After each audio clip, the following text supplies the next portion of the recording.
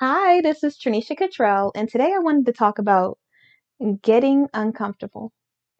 So, what made me want to talk about getting uncomfortable, and of course, if you watched like one of my previous videos, you know that I'm always talking about how real progression and real growth comes from being uncomfortable.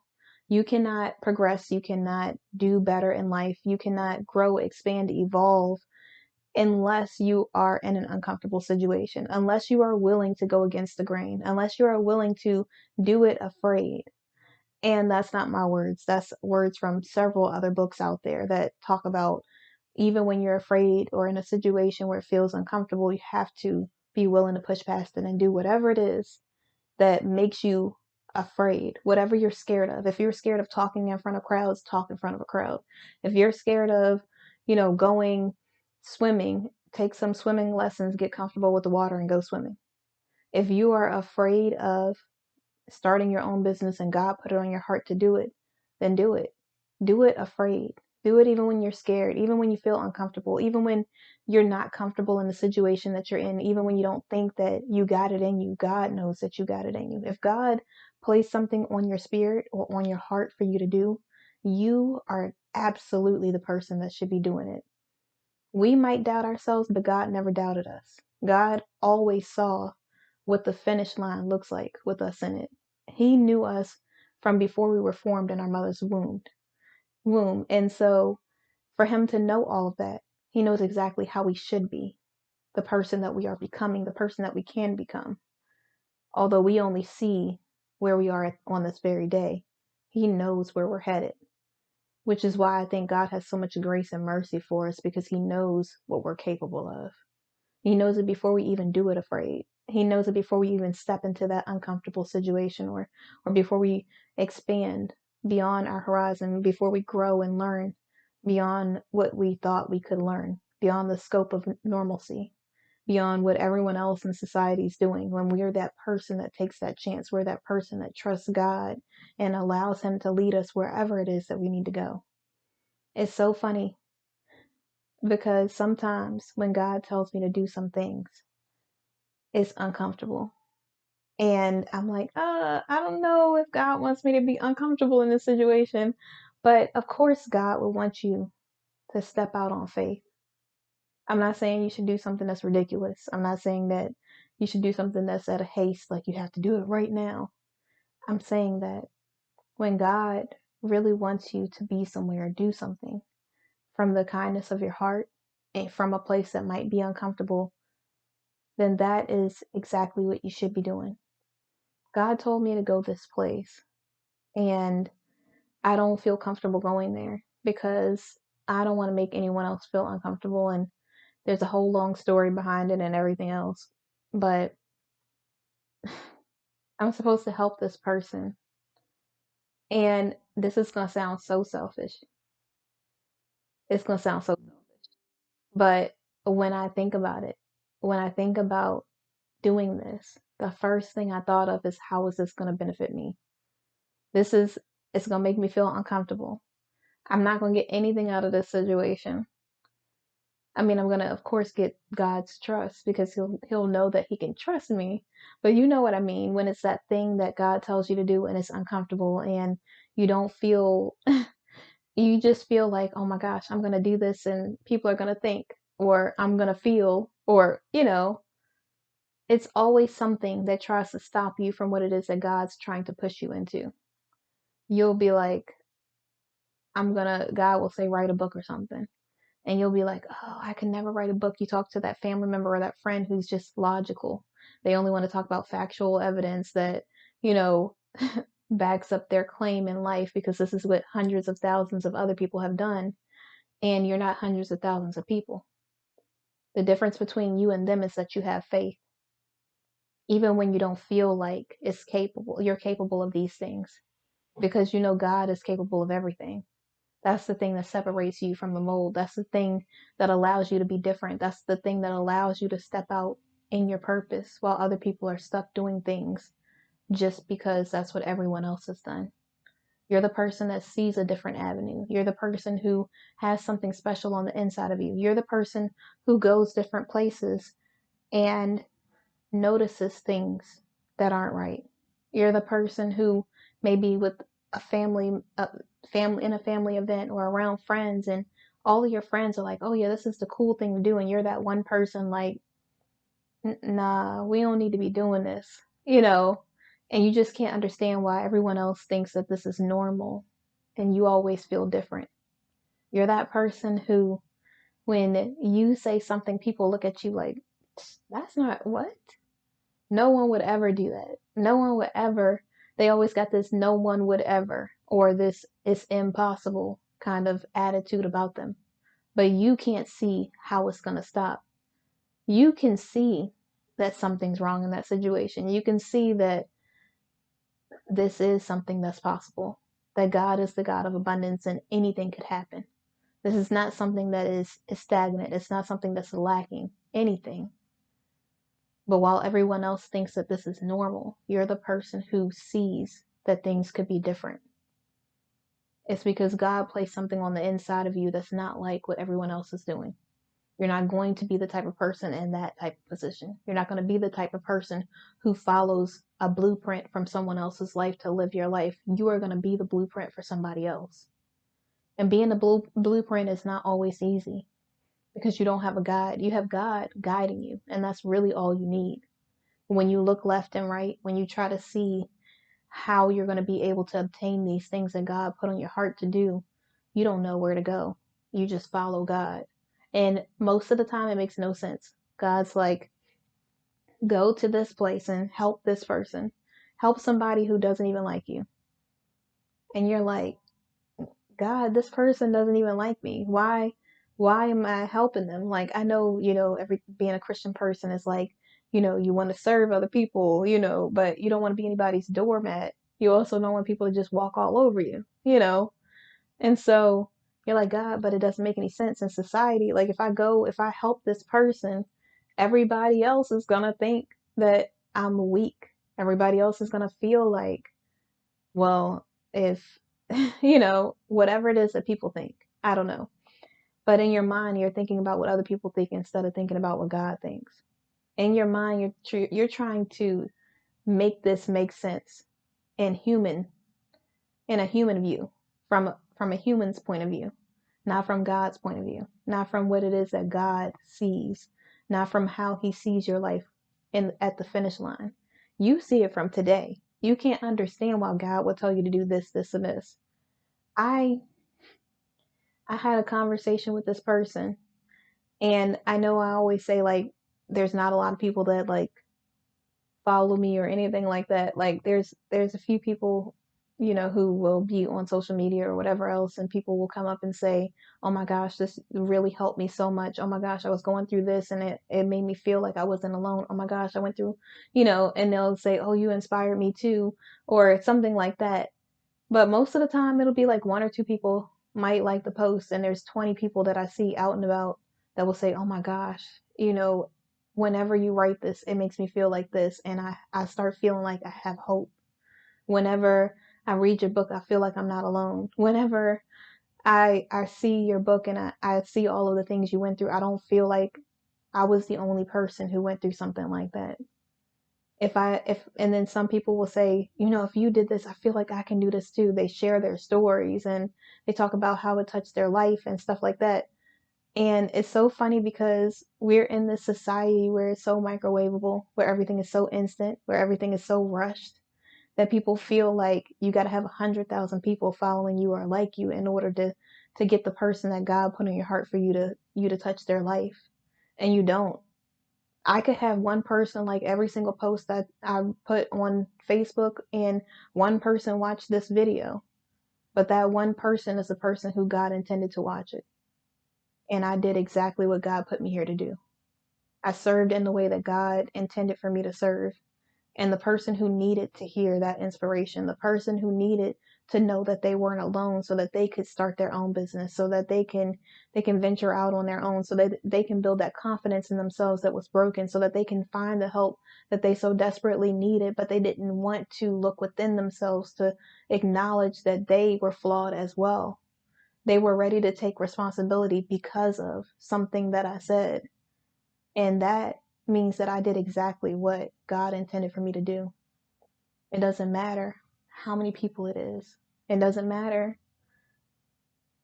And it's so funny because God will set you straight real quick. He'll be like, why do you need a number of people? Like why is it important to have a number of people? Some people like, and I did this one day like a long time ago. But I did it because I was curious and because I was like, oh, I can just look through. It's not going to affect me at all. And I go through and this other person posts something and it's like 300 people that are like it or something. And then I'll post something and it'll be like one person, two people, seven people, whatever it is. Sometimes more people than that. I'm just saying in general. I'm not trying to like put a number on it, but you can see it's not like a vast majority. It's like a few, a chosen few. And so, so the few people who like it or whatever, it's like, okay, why does it matter? And I really had to sit there while God asked me, why does it matter the number? And I can't think of a reason why it even matters. It's not benefiting me. It's not doing anything for me. It's just a number on a screen. But because I want to believe that that is validation, because I want to believe that that means something, then it means something. But if I acknowledge the fact that just like I couldn't come up with a reason why it would even be important, it's not. Just like I couldn't even come up with a reason why it would need to be a certain number of people, it doesn't need to be a certain number of people. It just needs to be the one. Just like in the Bible, when God went past the 99 to help the one, that might be the one person that needed that inspiration. That might be the one person who was at the end, like at their wits end, they just couldn't take whatever was going on in their life anymore. That might be the one person who's struggling in a bad relationship and they feel like I can't leave because I have to prove to all these people that we can make it. I can't leave because we've been together so many years. I can't leave because then I'm going to look stupid to all of my friends and family members who told me not to be with this person in the first place. It's so funny because some people really feel like that's helpful and it's not. And unless you're in that situation, you couldn't even imagine how it feels to feel so alone, like you have nowhere to turn, to feel like you're always judged and like people only look at you as a screw up or like you're only someone who messes up all the time. To have people like just judge you and say, "Oh, if I was in this situation, I would never." But every person in the right situation would put up with something that they wouldn't normally put up with. Because you don't know until you walk in another person's shoes. You don't know until you've been through that person's life because everyone's perception is different. Everyone's perspective of things will always be different because there will be something, some small thing in each person's life that changes the trajectory of their life, that changes the way they see themselves, that changes the way they move throughout their life. And you can't even, when people fix their mouth to say, I wouldn't do blah, I'm like, we don't know what we would do in their situation. I would like to hope that I would do the right thing. I would like to hope that I would be a good person. I would like to hope that I would be strong enough to leave. But that's not always the case. Not every person has that in them. Every person has the ability to build confidence within themselves to leave. But they have to do that within themselves. That's not something that your best friend can tell you and all of a sudden you just feel like you're going to leave. It takes real work. You have to really be willing to see yourself as better. You have to really be willing to work on yourself. You have to be really mature enough to acknowledge your flaws and say, this isn't just this person's fault. This is my fault too because I stayed. You can't just say that, oh, well, it's everybody else and I do nothing wrong. Like, that's unrealistic. Every person makes mistakes. Every person messes up. Every person has a responsibility. And you could say, oh no, I'm perfect. Only God's perfect. So if you really think you're perfect, then you got a lot of issues because nobody is perfect. And I don't say that like I'm trying to put people down or anything like that. I'm just saying like we really do have to be realistic. We can't just be in fantasy land and pretend like, and I'm not saying to get on people, I'm just reiterating that We can't be in fantasy land pretending as if, our stuff doesn't stink, that we just are this perfect person who never makes any mistakes. Because if you really feel like you're the person who's perfect that never messes up, you're never going to learn anything in life, because life is full of learning lessons through the mistakes from your past, through mistakes that you make daily. Every time you make a mistake, it's there to make you become a better person. So you can learn from it and say, okay, next time I'm not going to do blah. I'm going to do blah. And it's not to say that situations won't change or scenarios won't be a little different. It's to say that as long as you're constantly growing and evolving and you're willing to learn and you're willing to be better, then you are exactly where you need to be. You don't have to be perfect to make it through this life. You just have to be willing to keep going. I read this quote one time that says something like, the difference between someone who's successful is that when a successful person failed, they kept going. And I think that's so true, because when you want to give up on yourself, you're stunning your own growth. You're stopping things from happening in your life. There's so much more that God can do for you and with you, but you are the only thing stopping you. When you just say, oh no, I give up, I just don't want to do anything else, God's like, okay, that's all you want? I had all of this for you. And my biggest thing that I don't want to happen in my life is, I don't want to be in my life and be like, oh, you know what? I give up. And the next day, my business was just going to all of a sudden make it. And I don't mean make it like, I'm doing my business and I'm an entrepreneur now. I mean, like, it was going to become the thing that changed so many lives. The next day, I was going to meet this person who I started doing business with, and we're going to strike up a business deal, and we're going to work together, and we're going to be co-founders of this thing. They're going to be the type of person who's like business savvy, who knows about like marketing to different events, and I'm going to be the type of person who knows people, who's willing to sit down with people and really look them in their eyes. I'm going to be the person who creates all of these different programs to help people build up their self-esteem so they can get out of these toxic relationships. I'm going to be the type of person who really cares about people and really wants people's visions to come to fruition. I really want people to be able to step into their purpose and allow God to use them in the way that He intended to.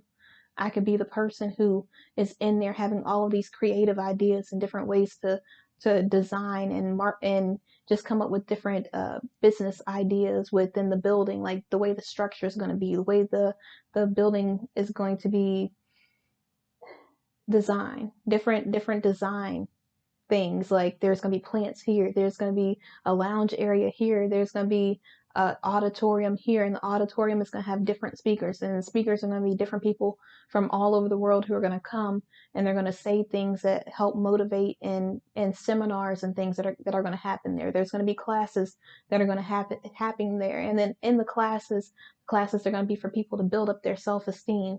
The person who's doing all the money stuff in business is going to be turn it into a nonprofit organization where we can go and make this one building, and then we can maybe build different buildings in different states, and then maybe in another country. The next thing you know, we have changed the world, because I didn't give up on myself, because I didn't stop, and I didn't say, oh, because my business wasn't doing everything I wanted it to do at this moment, tomorrow when I was going to meet that person who I did business with, I didn't meet them because I gave up too soon. I don't want to go to heaven and then God's like, this is all of the things that I have for you, but because you gave up on yourself, I only gave you this. That's my biggest fear, is that I don't live every day with intentionality. And then I go to heaven and I can see that all I had to do was believe in myself. All I had to do was keep going. All I had to do was keep staying focused on God, and I would have had everything I could have even imagined. I would have been living the life of my dreams. I would have been living the life that God always saw for me to live. I would have been blessed beyond measure. I would have been so, so abundantly blessed. It would have been crazy. Crazy to regular people who just want to live a normal life. I don't want anything normal. I've never been normal. I've always been different and weird. And I don't think anything's wrong with that. I used to be like, oh, I'm just so different. I can never fit in here. I can never do this.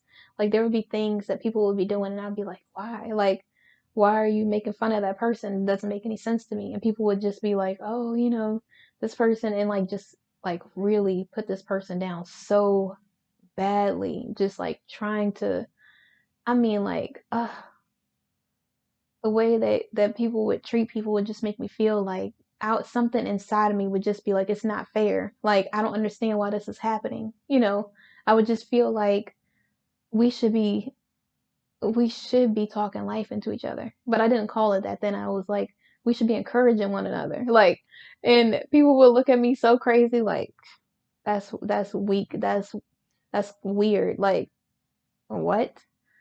And I would just be like, no, but I don't understand. Like, it never made sense to me why we had to put other people down to succeed. But I think that comes with low confidence. That comes with low self-esteem. That comes with someone who is insecure. I don't think that comes with somebody who really believes in themselves. I don't think that comes from a real healthy, healed person.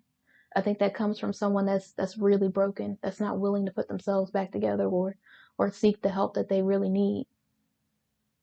And for me, even though I was broken, I still didn't want somebody else to feel that way. I still didn't want someone to feel like they were nothing. I wanted people to really know that they are special, that they deserve happiness, and that they need to be treated with respect, with decency, common decency. I never thought that was an issue. Like, I never understood why someone would just want to be mean or cruel to somebody, you know. And I don't know what it was. I always wanted to help people. I always wanted people to just feel incredible. Like, no matter who they were, no matter what they were doing. And Satan would do things to try to like make me feel jealous when I was real young. And I was just like, I don't even like, it wouldn't even make any sense to me why I was jealous. I couldn't even think of a reason why I would be jealous. And I would be jealous. I would be like, what in the world? Like, they don't have anything that I want and I'm jealous. Like, I couldn't think of one thing that they had that I wanted, but I felt like this jealousy inside of me, like this real, I don't know what it was. And it really had nothing to do with the person at all. It was just my own insecurity. It really was. And it's so crazy because when you get older, well, for most people, when you get older, you just start to see how ridiculous you seemed when you were younger. Like, how ridiculous it was to think of things this way, or how ridiculous it was to be in that relationship, or like that person, or, whatever else it is. And you get older and you just start to realize that those things really aren't important. When you're younger, you just think, oh, every hot guy is the guy, or is someone that you should be with. And not, you don't have to be with every hot guy. Like, you just really need to be by yourself sometimes. Sometimes you really have to do the inner work on yourself. You really have to grow and heal and learn about yourself, who you really are. You really got to figure out where your mind is, where you want to, if you want to be focused on things that really don't matter, if you really want to focus on your future. Are you focused on God? Are you a good person? Are you really a good person? Like, I don't mean you pretend like you're good in front of other people. Are you really truly good at your core? Because if you're not, there's something that happened to you. There's something that is happening to you that you haven't healed from, that you might need to find real help to be able to heal that area of your life. You might not even realize it's affecting you. You might think this is normal. But if you ever feel like you have to be cruel to somebody else, if you ever feel like everything is everybody else's fault, if you ever feel like you can't allow any person to get close to you, if you ever feel like when it comes to being intimate, it's hard to want to be connected, like you just feel like you have this distance inside of you. And when I say intimate, intimacy is like, it could be like a closeness, it could be time, it could be different things. And instead of like allowing yourself to become like close with someone else, and when it comes to communicating or whatever else, you just feel yourself always pull away, you probably need to go see a therapist. You probably do.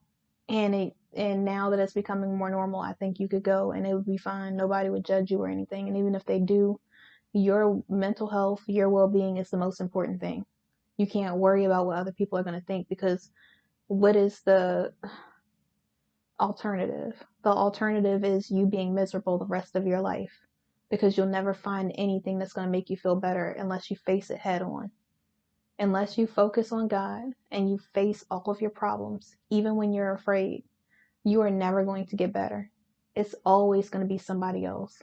It's always going to feel like your life is miserable because you're not doing anything to make it better.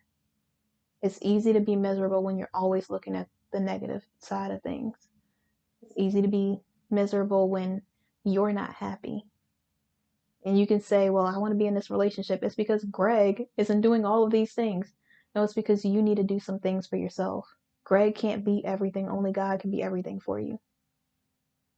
So you really have to find out if you're okay being alone. You really have to, and I don't mean just everybody leave somebody. Please don't take that as that. I just mean that you really have to figure out if you're happy with yourself. Are you happy with the person that you are? Are you happy with the life that you have? Are you happy with the things that you're doing? And if you say no to all or any of those things, then how can you make it better? What can you do to add a little joy in your life? Like maybe you like to dance or skate or go to the movies, or maybe you like to walk around the mall or whatever, or you like to exercise or do trails or whatever else it is. Do that. Maybe, and you can't do it all the time. I understand that. But that thing that you do for yourself every week is going to really change your mind. It's going to change the way you see things, because you won't feel like, oh, I'm always giving and I have nothing else. Like, this is it. Like, no, this is not it. You're choosing that right now. Choose something different, because your life can change just with your perception of things. When you change it from negative to positive, when you start thinking, oh, wow, you know what? I got this beautiful, healthy child. I have a house to stay in. I have a car that I can drive, or I have someone that gives me rides every day. I have a church family. I have a church. I have clothes on my back. I have food that I can eat every day, and some people are starving. Like, you really need to start thinking about what you're grateful and thankful for, and how you can make that your life, instead of all of the negative things that you're telling yourself, all of the things that you think you're lacking when you're not lacking anything. You have literally everything you need. Greg might even be a decent person, but you wouldn't know that if you're only thinking about how Greg is lacking in an area. Really think about, Greg might not be super intimate. Maybe he's more like a person who just takes care of the home, and he just has never been able to be intimate because of his past. Who knows? But I made up this whole story. This is why I like to write. But but he might not be that type of person, that type of spouse or partner. So you really have to figure out how to vocalize what it is that you need, how to verbalize it, how to really tell him what it is that you truly need.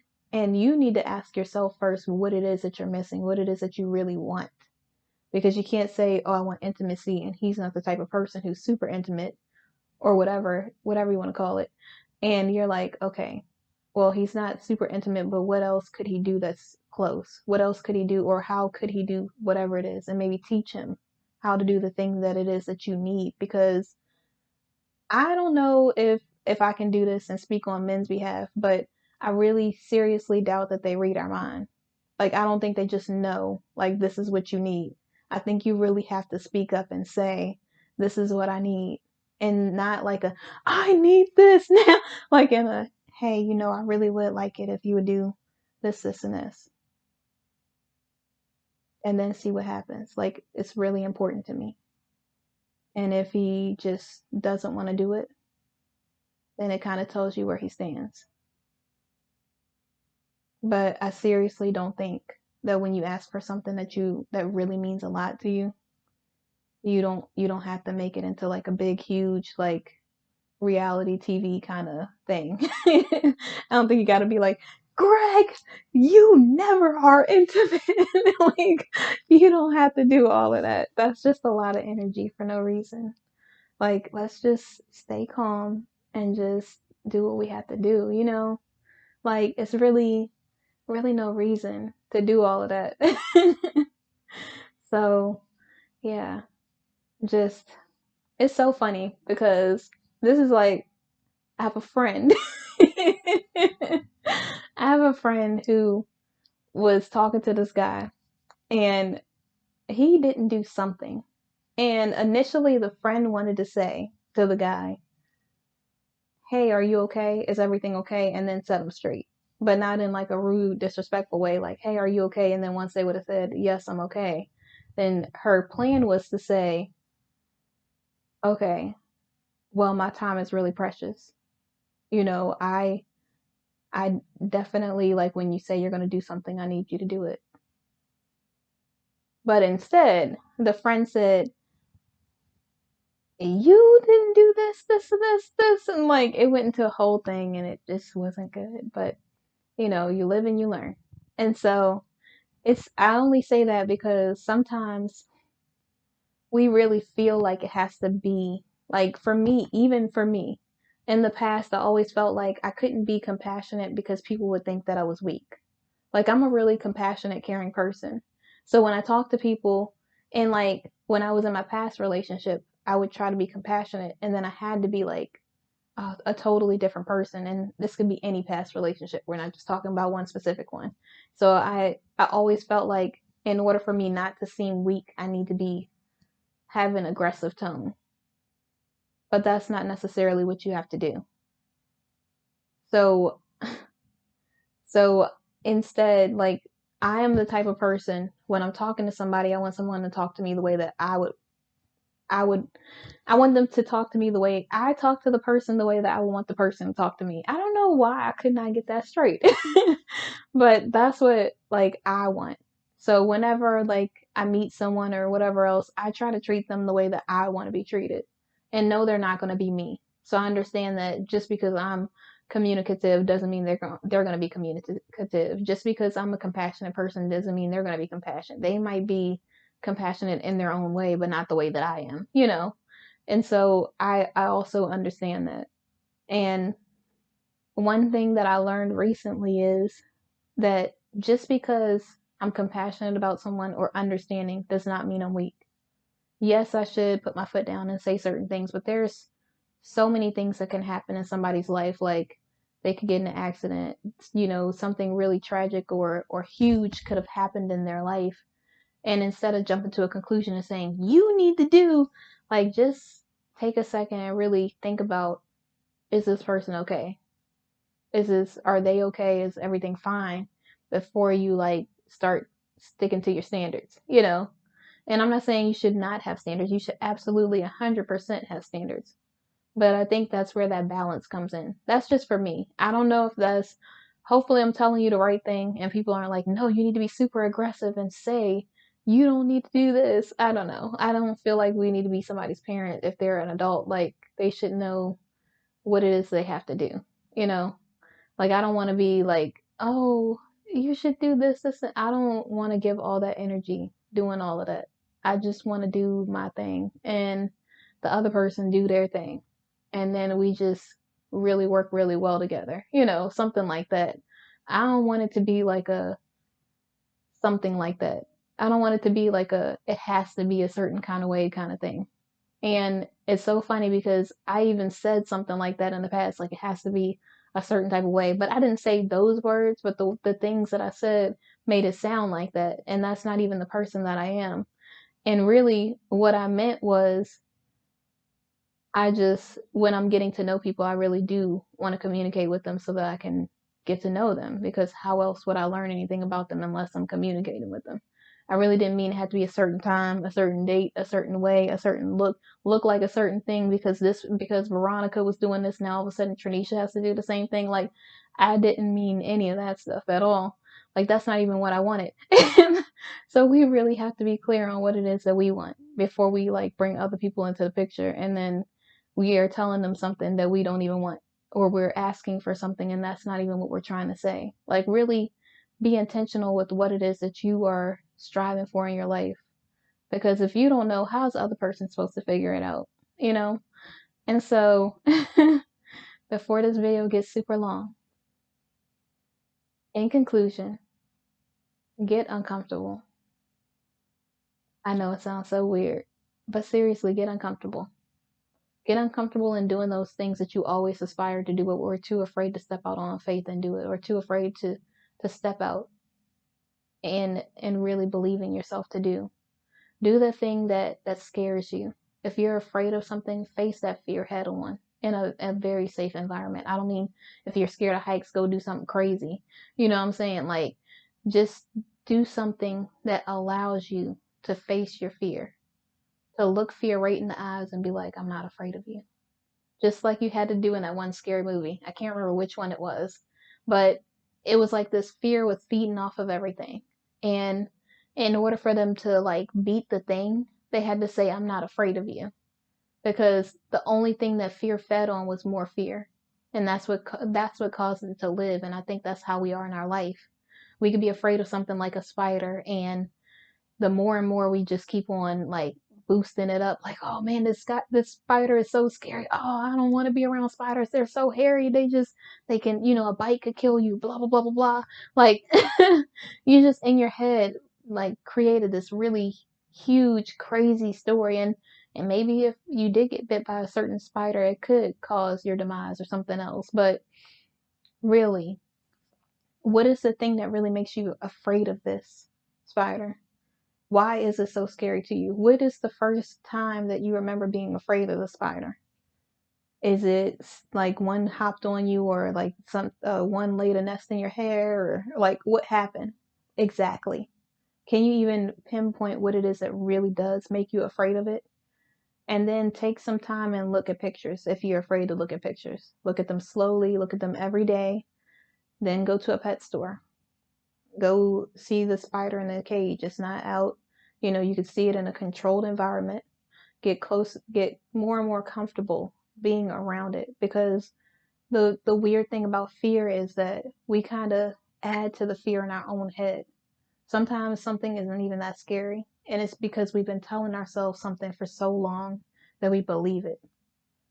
And when it comes to your dreams, or when it comes to the purpose that God placed on your heart, you really do have to be willing to be uncomfortable.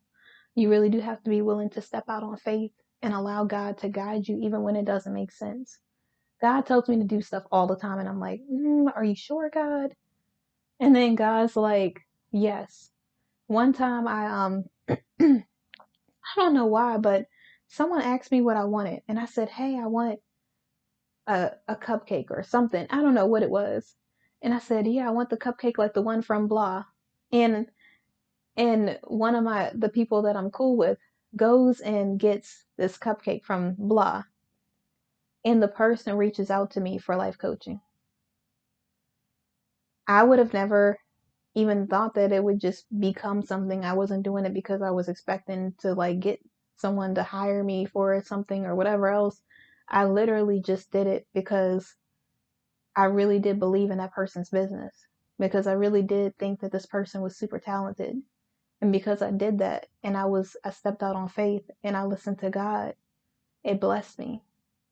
Sometimes we really make it seem like everything we want is just easy. Doesn't require any work. It's going to be all the stuff that we like that God's going to ask us to do, but it's all uncomfortable stuff. Whenever God asks me to do something, I'm uncomfortable doing it. It's never something that's like, oh yeah. It's always something that makes me feel like, and then, I do it, of course, with a glad heart, because, you got to do it with a joyful heart. And then I do it even when I'm afraid, even when I'm scared, and I wouldn't say scared or afraid, even when I feel uncomfortable. That's the real word for it, because I don't feel afraid to give someone money. I don't feel afraid to go certain places that God tells me to do. I just feel uncomfortable.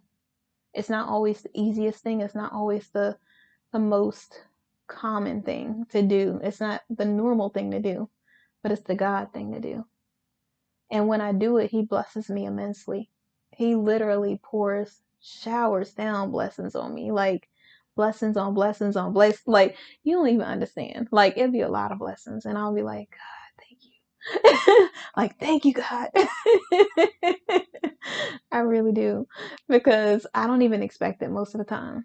I'm just being obedient, and I like have that spiritual amnesia. So I'll be doing stuff, and I'll be like, okay, God says go to this place. I'm like, okay. I'm going to this place. And I used to say, I don't know why, but I'm doing it because God asked me to, but now I just say, okay. I say, yes, Lord. And then that song, that gospel song starts playing in my head and it's like, mm-hmm, you know, and I really like the whole like chorus plays in my head. And then I'm like, you know, and then the next day or the next week or a couple hours later, next thing you know, I'm getting blessed with something. And I'm like, man, that was fast. Like I wasn't expecting anything anyways, because I forgot that blessings come like this after obedience. But then I remember, like once I do the blessing and then I get blessed, I'm like, oh yeah. Every time I'm obedient, God blesses me. It's like it's like a chain reaction. Like obedience, blessing. I'm like, thank you, Jesus. And so, yeah, we really do have to be good at being uncomfortable. Just allow God to use you, allow Him to guide you, be obedient, be serving, be intentional with your life. And even when you're afraid, do it afraid. It might be scary now, but the alternative is you not living this immensely blessed life. The alternative is you missing out on that person, place, or thing that's for you because you were decided to be disobedient to God, because you decided that you wanted to just live where you are in the comfort zone and not in an uncomfortability. Why am I getting tongue tied? And so just believe in yourself. Trust in God and believe in yourself. Be uncomfortable. Be uncomfortable. It doesn't sound like that's a normal thing to say right there. But really just think about all the ways you can be uncomfortable in your life from now on. From this point until the end of the month. I think this video will come out in February. So from this video till the end of the month, do a bunch of things that make you uncomfortable. If you don't like talking to people, go talk to people.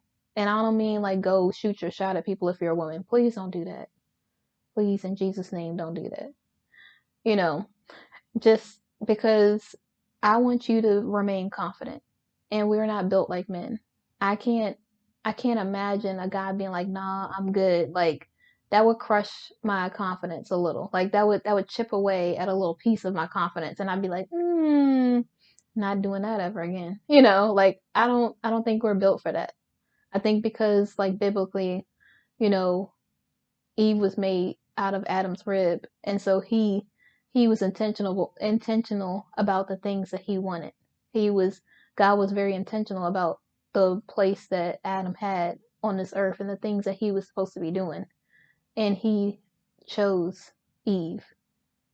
So if you're trying to get chose, no, I don't know why I said it like that, but if you want to be pursued, you can't be the pursuer. It doesn't make any sense. There can't be two people pursuing. That's not. I don't think that's how it works. And so just really be confident in yourself, believe in yourself, get uncomfortable, and trust in God.